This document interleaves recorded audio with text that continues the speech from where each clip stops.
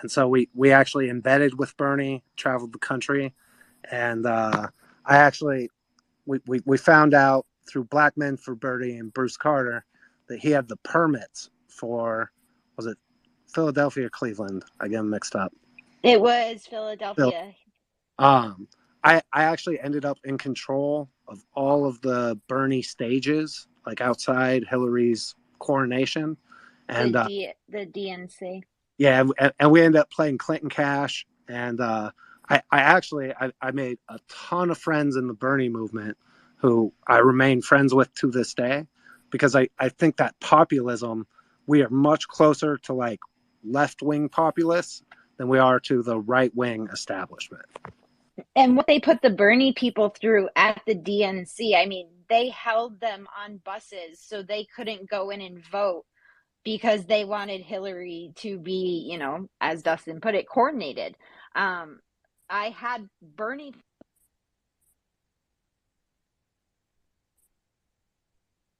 Whoops, your mic, Jen. It's fine. I can still hear her going. Did? Oh, sorry. Yeah. Yeah, they just really wanted to get the story out because Hillary was pulling such dirty tactics to get herself to win. Yeah, no, the funny thing is I'm actually like Philadelphia Bernie guy, so it's so crazy that somehow all worked out. But yeah, it makes no sense. And then I don't understand how the left likes the jobs that come over here, because the immigrants compete with the black jobs the most, like people who that's their number one competition. So it actually hurts the people they say they represent as much. It just seems so wrong and backwards, and I don't understand how all of a sudden the left is just kind of abandoned so much of what made sense. Yeah. Hey, you guys, did you I'm sorry I'm getting my dates wrong, but did you work at Breitbart when Shapiro was there? Yeah, we were there. We this is gonna be fun. we never got along with Ben, but and really his ouster when he left was a blessing to us. Jen and I had been doing quote unquote special projects, so we weren't really reporters, we were more fixers. So like Steve would just send us on these crazy missions all over the place. And after Shapiro bounced after the incident with Michelle Fields, is that her name? I don't even remember her name anymore. The other grumpy old lady. I don't even remember that. Wait, I was just thinking of Milo Yiannopoulos, but I don't even remember Michelle Fields. Which one was that? No, so Corey Lewandowski grabbed her while was walking by to like move her out of the way. She's like, "Oh my God, he assaulted me!" Ah! And then like Shapiro ended up quitting because he was white knighting on her behalf, because the official editorial stance was like, "No, we're not backing her on this. That's ridiculous." Like anyone who's been in that situation, a presidential candidate, you have to move people out of the way. It happens. Was he? I mean, I remember listening to him like a long, long time ago in the beginning. So it was kind of like, just when you discover Breitbart back then, when it was, different than it is now. And was he always kind of a rhino and just like hit it, or is this about like maybe funding for? Or is this more about an Israel stance, or is it about funding from Daily Wire? Funding for Daily Wire? So there were when Jen and I were there were two distinct cliques within Breitbart. So there was the Steve Bannon Honey Badgers, right? And we were there to F shit up. And then there was like the Ivy League intellectuals, right? Who wanted to be like the New York Times, only more conservative. And they were all about being very intellectual and above it all. Thanks for going rogue. Yeah, no, and they enjoyed the smell of their own farts. And right, so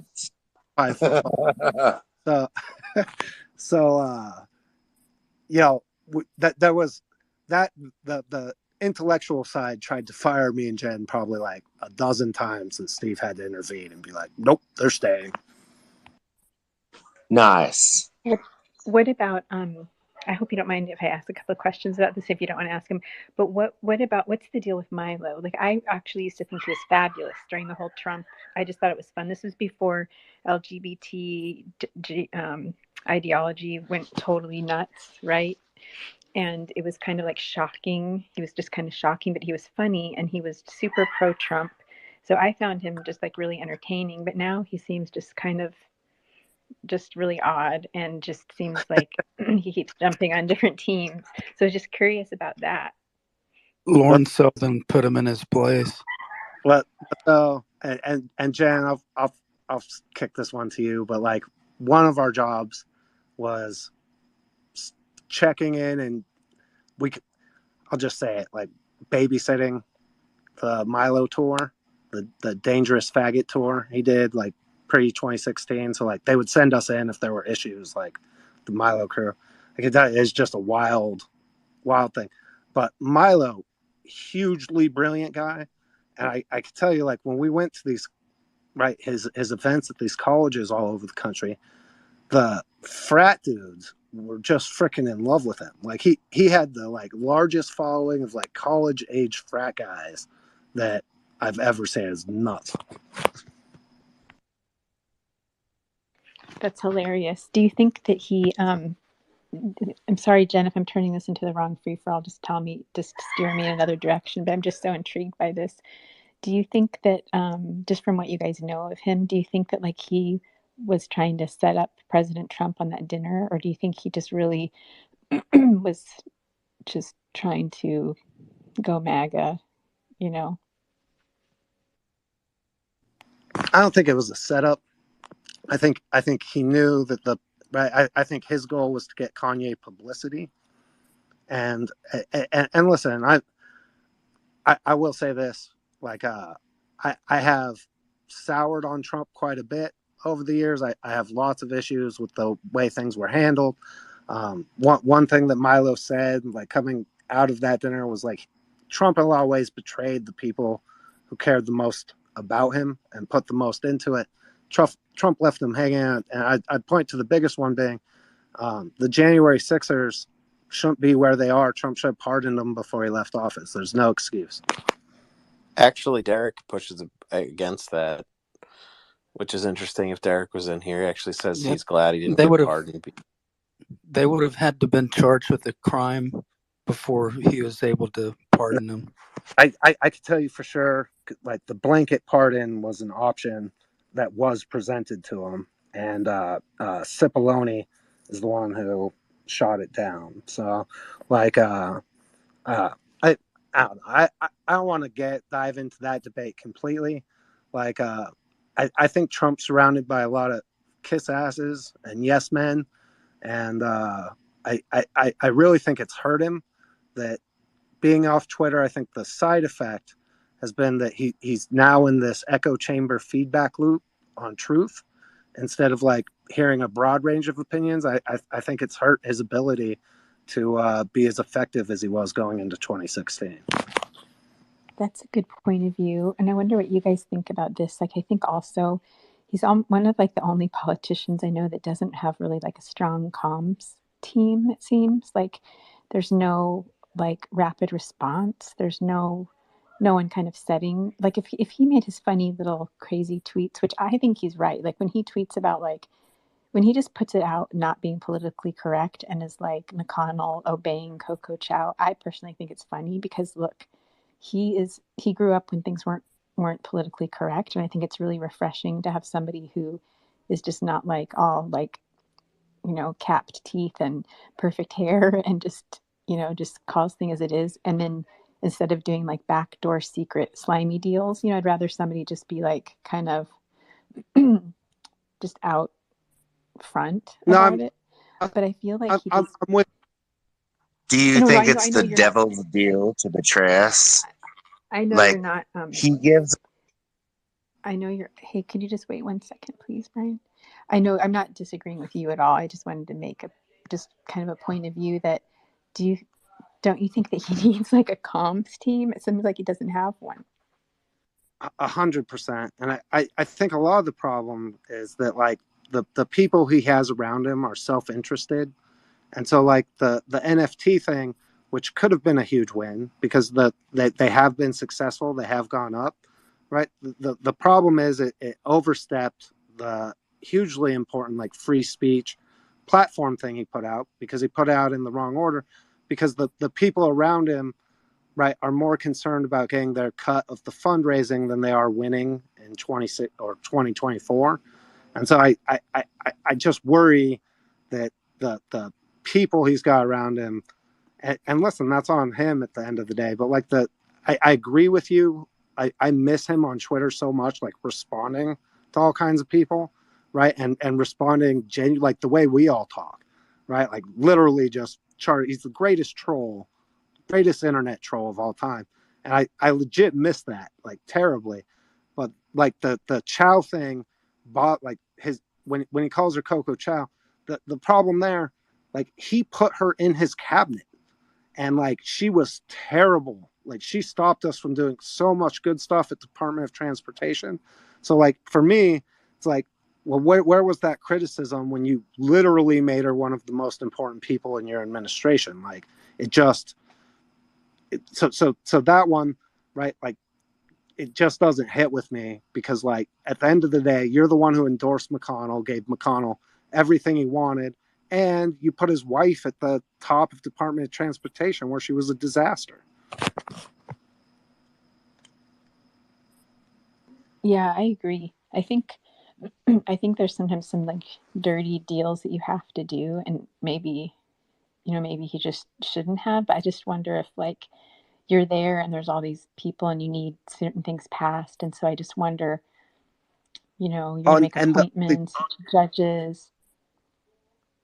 yeah, and the early days were wild, right? So because you had Reince Priebus, Steve Bannon, and like an internal power struggle. And I could tell you guys this: most of the like policy stuff that we all love as MAGA, that happened in the Trump administration, I would venture to guess nearly 80% of that was like the Steve Bannon clique, like Steve Bannon wing of the White House. And DS mentioned it earlier, like, well, why didn't Trump only ask for $3 billion? And well, part of the reason is his own administration, like the bureaucracy, actively worked against like him if his policy proposals were in line. The whole Ukraine thing, the whole first impeachment, was literally what's that fat turd's name? The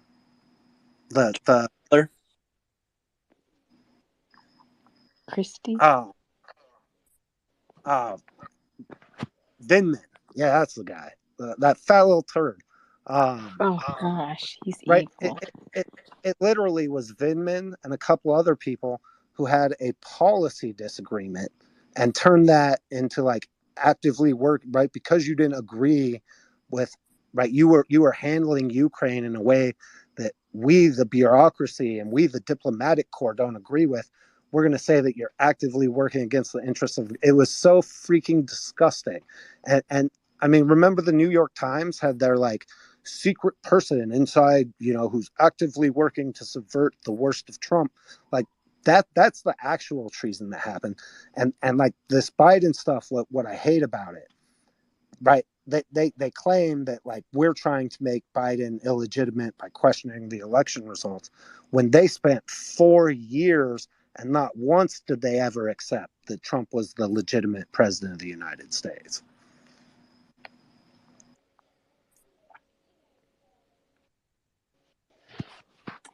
Wow. How long were you guys at Breitbart?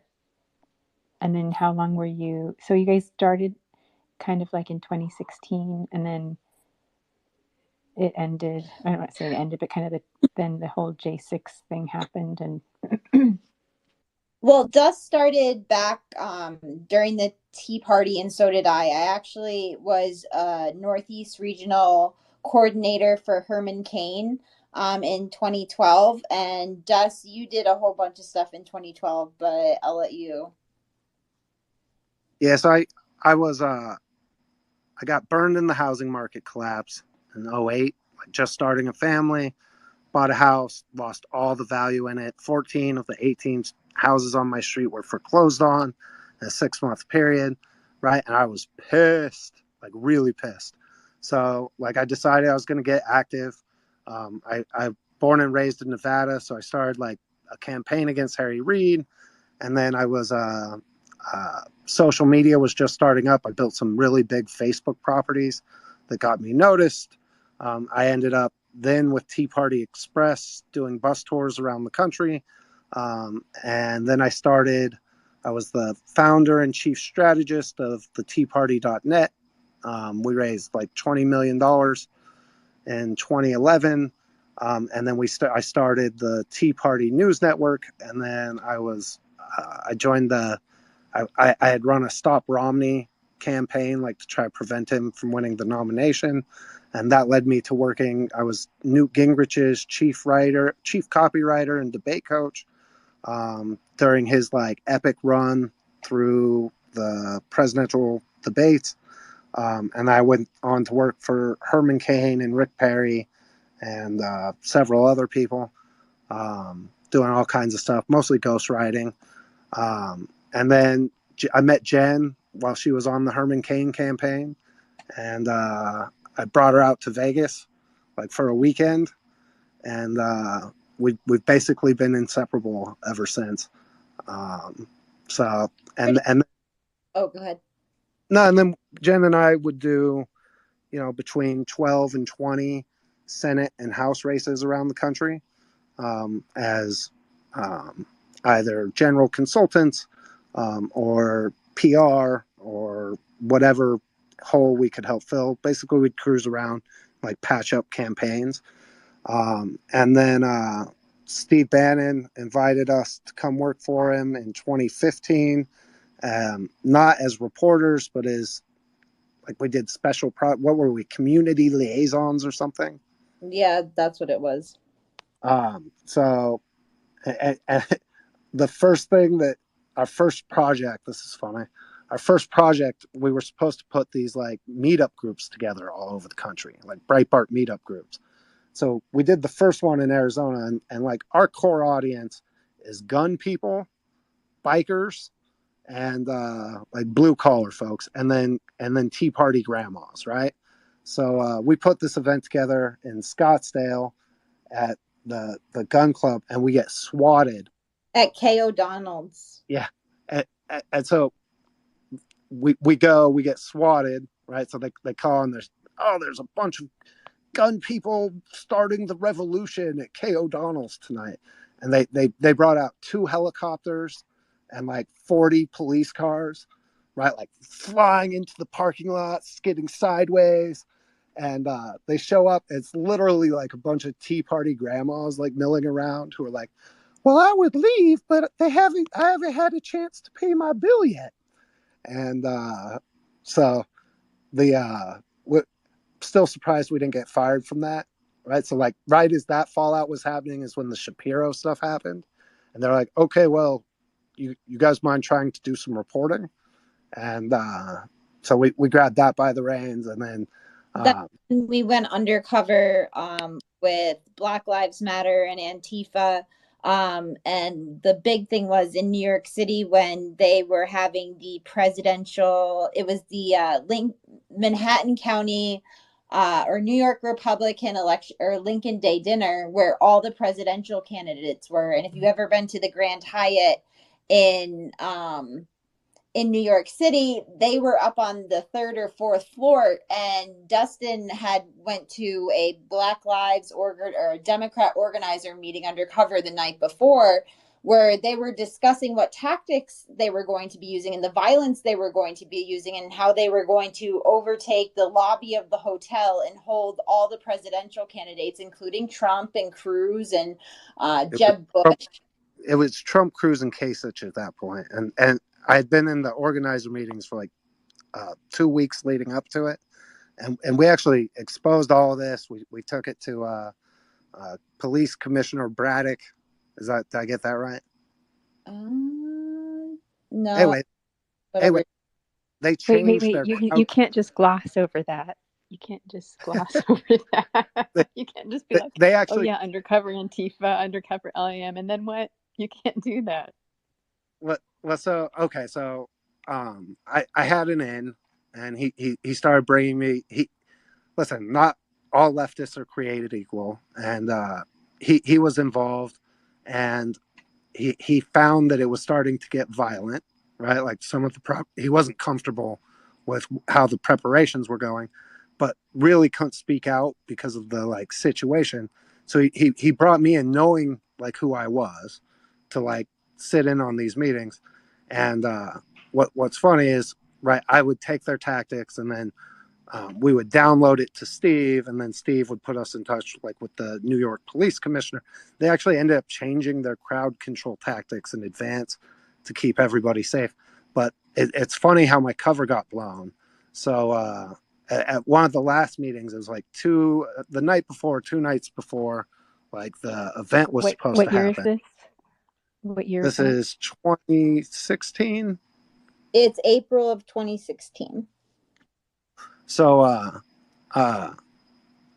the meeting was being run by this like butch lesbian purple haired chick, right? And terrible. Like she would literally like the guy who had all the information, like who was in control of all the money, was like a white guy. And so like he ended up talking, but she'd be like, oh, we've had too many white males speaking. So like we're gonna just take a 10-minute break where no white males are allowed to speak. And somebody'd be like, well, how are we funding this? And it'd be like, well, I'm not allowed to speak, so sorry about that. But the way my cover got blown is you'd go around the table and introduce yourself, right? And they'd be like, my name is Shaniqua, he, her, they, and I'm with, labor or this organization, moveon.org or whatever. And they came to me, and I don't know, I'd been thinking about something else, and I forgot to give my pronouns, and the like butch chick freaked out, and she's like, who is this guy? And they started like looking me up like right there on the table, because like when I was technically undercover, because I wasn't right telling people I was a Breitbart reporter, but I wasn't like hiding my identity at all. Like I was just being myself. And then they literally threw a conniption. Oh, it was all because I didn't use my pronouns when I introduced myself. So Wait. I didn't know pronouns were happening in 2016. Oh my gosh. Where have I been? Yeah, on the left they were. It wasn't so prevalent as it is now in society, but the left, I mean, they refer to white men as cis white males, and it's really crazy the lengths that I see what's going on in society now, and that was just a microcosm of what was to come. Yeah, it's pre-Obama. What did you learn? I'm sorry, Aaron, go ahead. Oh no, I was saying it was pre-Obama. It was like probably 6 months into Obama's administration is when it really hit hard. Pronouns. So did you hear any like organized efforts about like inhibiting Trump back then through those meetings? yeah, so they were virulent at that point. And by that point, it was clear that Trump was going to win. Like that's the point. It was down to Trump, Cruz, and Kasich. And so like Trump had won in everything but like the official capacity. And they the right their plan was, right, they were going to circle the building, and they're divided into three groups, right? So they have the green group, which they call the useful idiots, right? They're just the people who show up, who are like your average Democrat person. Literally, the organizers call them the useful idiots, right? Then you have the yellow group, which are people who are like comfortable getting arrested if it comes to that, but would prefer not to. And then the red group are like the active, like violent people and instigators. And so their plan was they were going to jog around the building, right? Like over and over, and then just exploit, like, so the red group would break off and charge a door to see if they could get through, right? And then if they could find a weakness in the perimeter, then they would direct the rest of the yellow group to come in through that door, so that they could actually take over and hold hostage the entire the floor where the Lincoln Day dinner was being held and the candidates were. And we ended up, right, this uh, we brought the whole crew for that. Like, so we had like several camera crews, and Matt Boyle even was jogging around with us, and we captured and recorded the whole thing. And I'm convinced that if we don't alert the authorities prior to that, like the loading dock doors, they beefed up security because they knew that was going to be one of the like attempted entry points. And I'm convinced they get through the loading dock doors if we don't alert them ahead of time. So when did they? So your friend that was kind of like your inside, like, was he just doing this because he just had like some kind of wild adrenaline rush, or was he really like for their policies? No, so he's a hardcore Democrat. Right, came up in Occupy Wall Street and abhors violence. Right, he's incredibly powerful on the left now. Like he's worked his way up to like near the top of the food chain, and like, you probably can't say who he is, but does that mean like for an agency, for an NGO? no, for official leadership, and like appointed or elected. but not elected, but well, the people he works for are elected, and but you know, if he knew that if there were people causing trouble, right, who were going to, be violent or do something crazy stupid, right, he would alert us because we could come in and out them and make them headlines on Breitbart, and his fingerprints would never be on it.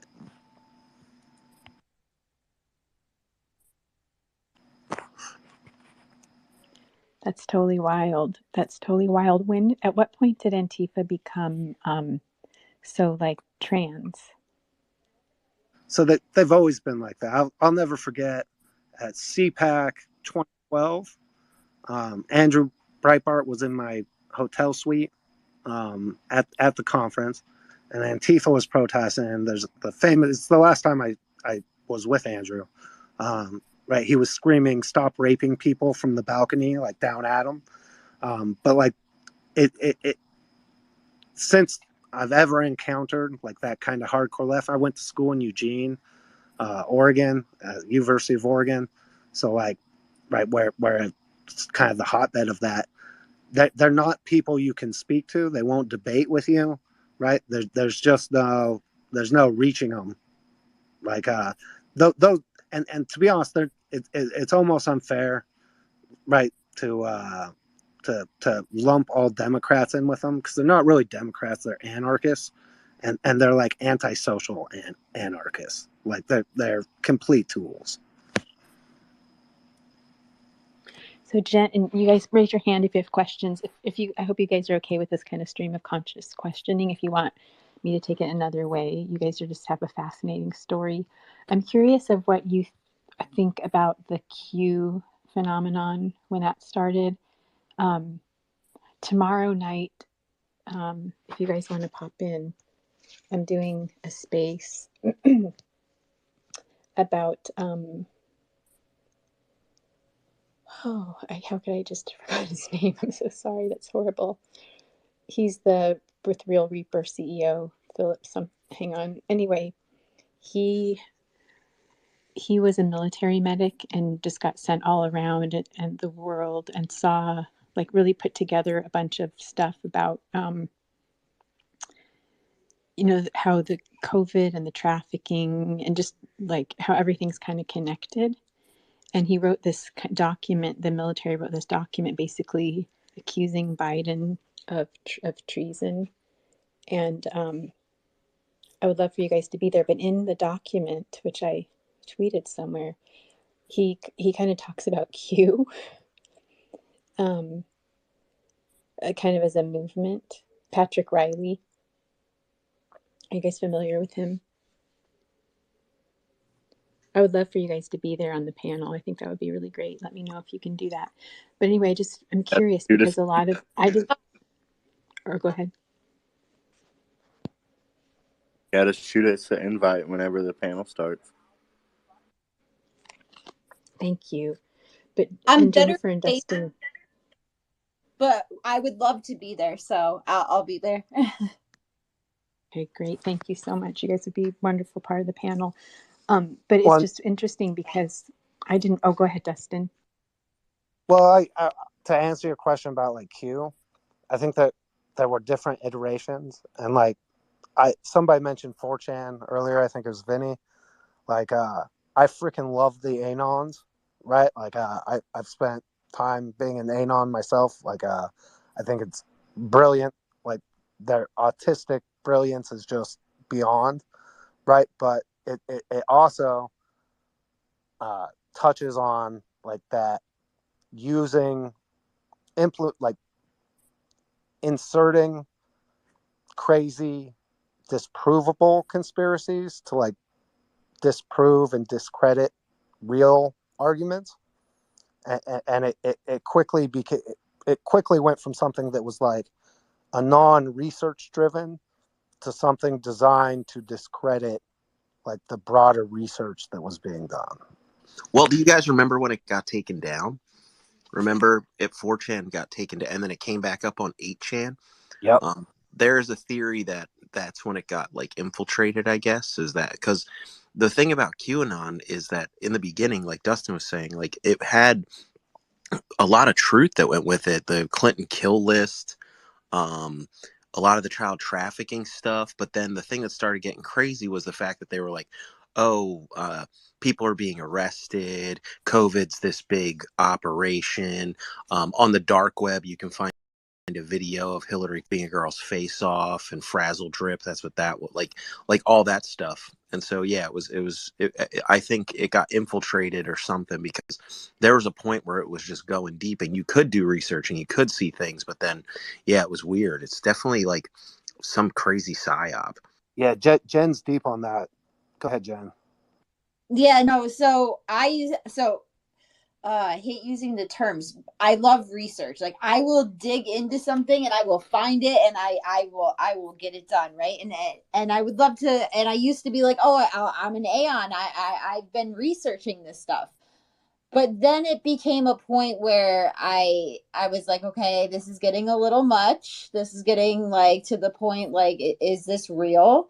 And then I started doing, because I love history, I started researching into other things that happened like this in history. And I stumbled upon during the Bolshevik Revolution, Project Trust.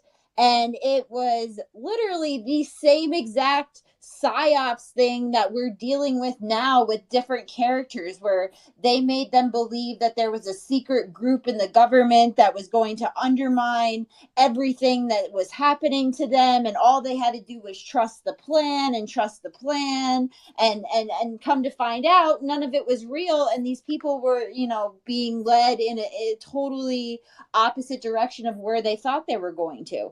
And I feel that it has gotten to a point, and nothing against anybody, because so many of them have exposed, the child sex trafficking, the Epstein stuff. They have done amazing work. But when you're in that echo chamber and you're surrounded by this stuff 24/7, do you start to go down a trail that even you don't want to go down, and you might not even realize you're going down? But some of this stuff I'm seeing now, and using numerology and like all this other stuff, and everything has to be dissected. I don't really know if like this is, I really think it's counterproductive. Yeah. And, I was there in the beginning of Q on 4chan. I saw his first post, and I can tell you that everything that was put out the first 6 months was exactly, Wayback Machine posts that we'd already come up with. So it was really weird to watch people like give in to that psyop. And then when you have Alex Jones saying Q's bullshit, it's a psyop, I think maybe people should listen. Oh man, that's Well, what I I get didn't. with Oh, the let me. different I'm sorry. when people lump Q together, right? What people don't know unless you like were living it is there were different iterations and like different, right? It's now become like one, right? When we say Q, we're referring to like one thing, and it wasn't that. And like every organic movement, whether it's digital or in person, right? There's literally a playbook that the deep state and establishment used to co-opt and destroy these movements. And we saw that play out digitally with Q. Yeah, and Q never even said glow in the dark, so we all knew he was bullshit. Yeah, when they started, when the JFK Jr. stuff started coming up and stuff, that's kind of when I fell off the bandwagon of the QAnon. I believe some of it's real, but I like seeking the truth. I'm sure all of us do. Seems like you guys do. You guys are doing I an awesome never space really too. got into Q at all, but but it just kind of reminds me of. But I guess it's not. I guess it's a lot more kind of. I don't know the word to use, but do you guys remember Daily Paul? Did anybody spend time on Daily Paul? Oh yeah, I'm a huge I Ron Paul guy. lived Wait, on what Daily is it? Paul. What is it? What is the Who's Daily Paul? asking? Is that Me, who's Vinny. that? Oh, Vinny. Okay, so I got really involved in. That was it was like this site made after from the Ron Paul revolution, and I don't remember how soon it was before 2012, maybe 2010 or something like that, that I got on it. And it was when the internet was super free. And it was just this website with an amazing forum. And you could just basically find anything, like nothing about like the Federal Reserve or just the Clintons, like none of that. That was before everything was like scrubbed. And you could just go down these rabbit holes. But it wasn't like a Q person putting things together. They were like actual links to actual things. It was just a regular forum, but it was just so fantastic. But it seems like after the movement ran like left and then the Tea Party kind of got hijacked. I don't know if you guys agree, but I feel like the Tea Party kind of got hijacked. I also think that, and then when the Liberty Dollar came out, do you guys remember the Liberty Dollar?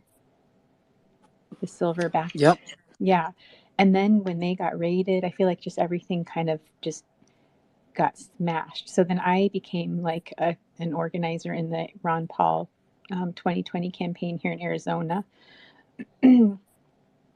And like Ross, who's one of Carrie Lake's like comms people now, I worked with him on stuff.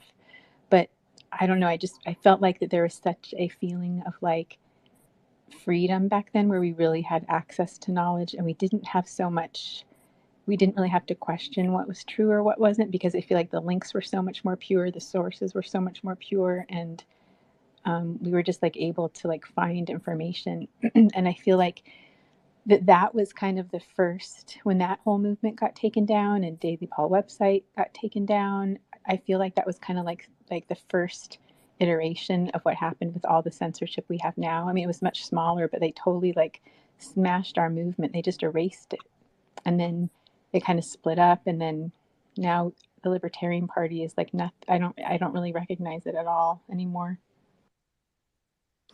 I think When another they thing.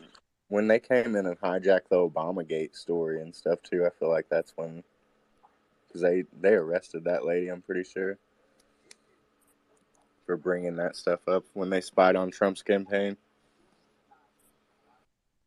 I think people forget during the Q movement too. We also had the grifters that didn't help. We had what is it, like Praying Medic, who was pulling people in and saying he's talking to people on the back channels, and you also had, I think, the X22 report, which is like every day, somebody telling you, all this stuff's happening, and, then asking for donations and all that. And it was, kind of before we really, I think a lot of people understood that how like the grifters work and how they just kind of feed you what you want to hear so that, you keep giving them money and listening to them. It's just like with every other movement, man. Every movement around's got hijacked. Black Lives Matter got hijacked by a bunch of white liberals. Oh, so I can speak. That's a great point, Johnny. Like, I actually got arrested with the George Floyd protesters on the first night. Like, because I went out just to film them, right? And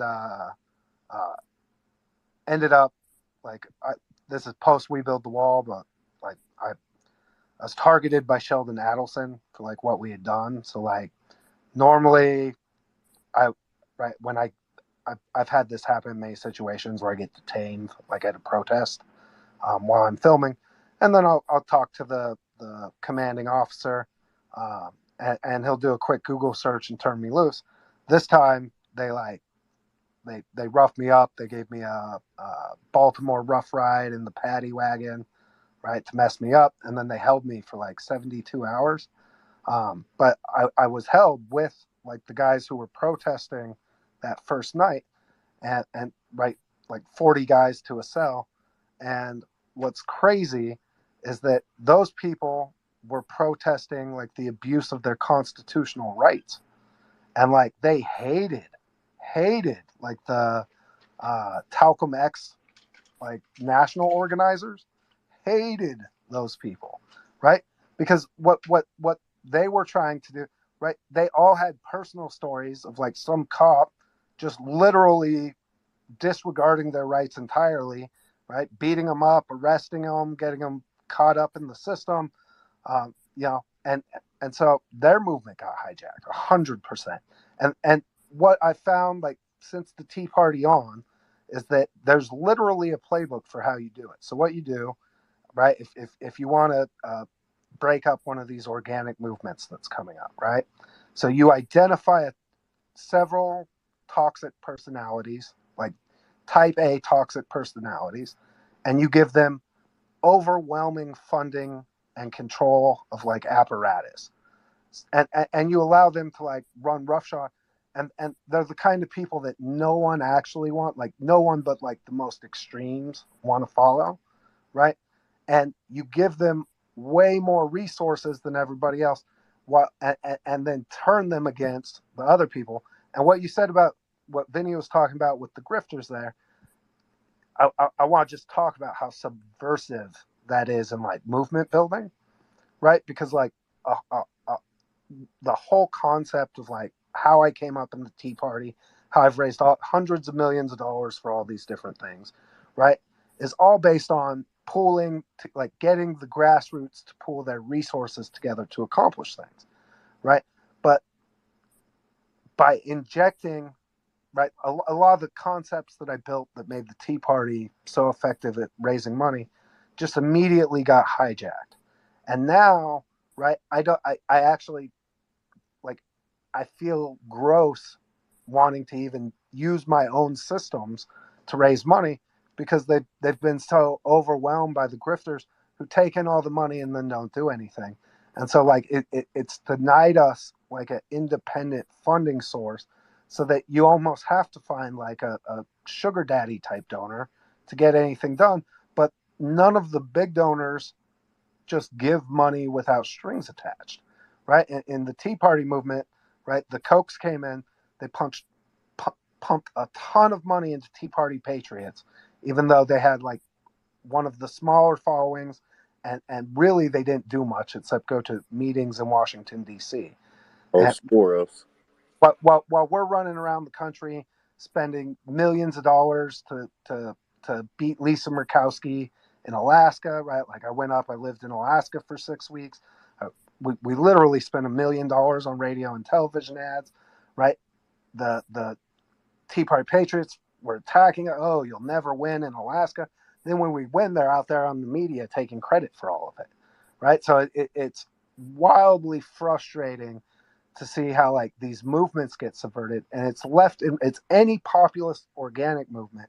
But like the Kochs came in the Tea Party, right? The Tea Party was very, very libertarian, and it was very much anti-corruption, right? That was the focus, because we'd all got burned by the housing market collapse.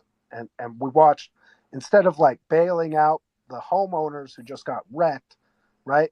We bailed out the banks who were the cause of like the crisis in the first place, and we all got left right with the bag. But the Kochs came in, they dumped a bunch of money to add like the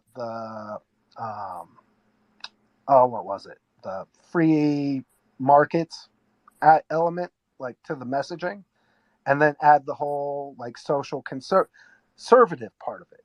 And listen, I'm a social conservative, but at that point, like the idea original with the Tea Party was we're going to set all issues besides corruption aside for now, because we have 80% agreement amongst the people that like our government's overwhelmingly corrupt.